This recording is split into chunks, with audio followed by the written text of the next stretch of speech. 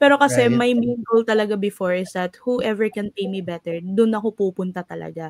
Kasi just like you before din naman, I was also once like a breadwinner. So parang kumbaga, hindi kakayanin ko 'to. Yun lang talaga yung nagsu-sustain sa'kin sa ganitong freelancing world.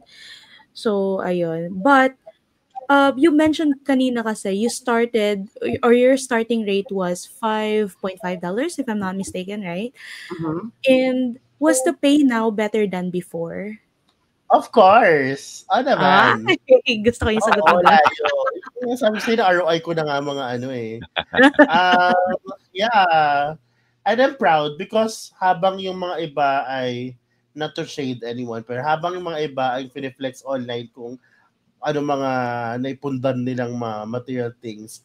Ang una ko kasing ipinundar para sa sarili ko, gamit yung pera na yon ay yung mag-upgrade ng mga equipment, Mm. yung courses, anything that will sharpen myself when it comes to providing the best business to my